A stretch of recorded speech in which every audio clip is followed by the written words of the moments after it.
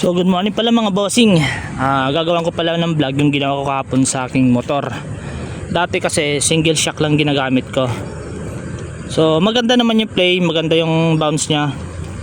Kaso nga lang, siyempre bilang isang MC taxi, hindi pare-parehas yung na sasakay natin na pasahero. Ibig sabihin yung bigat nila.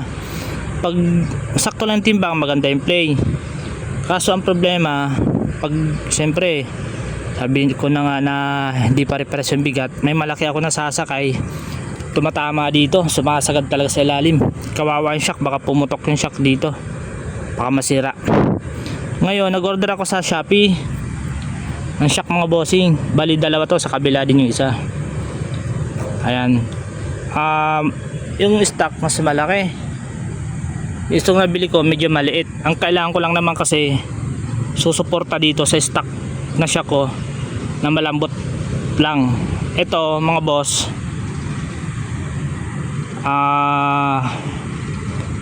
spring lang talaga gumagana rito. Kasi tingnan nyo mga bossing, oh,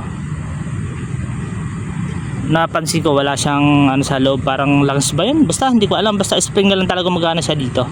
Spring na lang yung gamit ko dito. Sana magtagal siya mga bossing. Ayan, bali mahaba nga pala to bossing kumpara dito sa stock ko. Mas mahaba tong shock ko na to. Ang ginawa ko mga boss, sinagad ko kasi may ano yan dito nut. May nut yan dito na sumusuporta dito.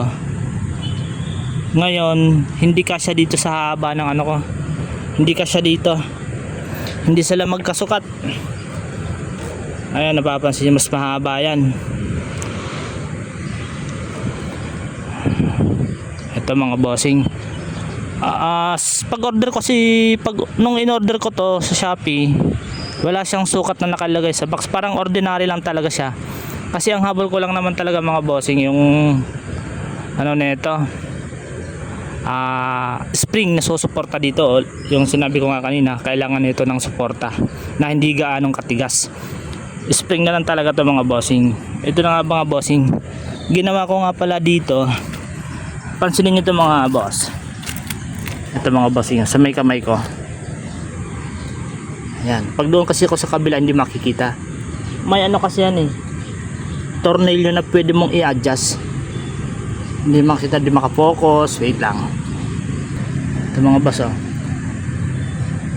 Ayan, sinagad ko yan.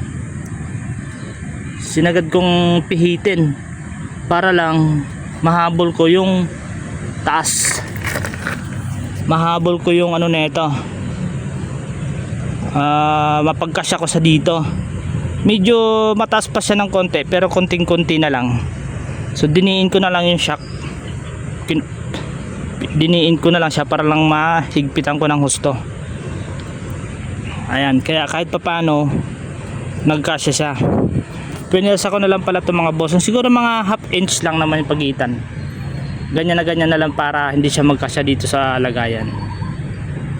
Ayan, bali yun lang may share ko mga bossing sa ating mga MC taxi na naka YTX. Yung iba kasi nakikita ko apat na stock, sobrang tigas mga boss, sobrang tigas. Nasubukan ko na yun, sobrang tigas. Kaya nag-order na lang ako sa Shopee na kahit ordinary,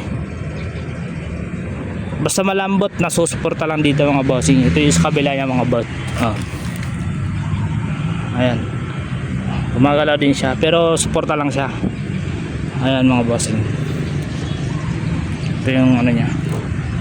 Ito tinabi ko lang to mga ito kasi talagang is para sa stock yan.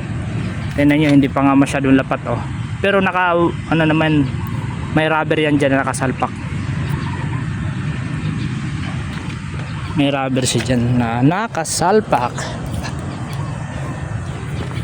Ayan sa kabila, diba hindi lapat, parang rubber bushing siya, nanditong rubber na goma. So bali yun lang mga boss, share ko lang kasi baka makatulong to yung video ko.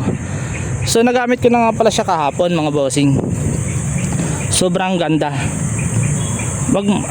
Pag medyo sakto lang yung bigat niya, siyempre konti lang yung bounce yun, pero kahapon nakasakay ako ng malaki-laki.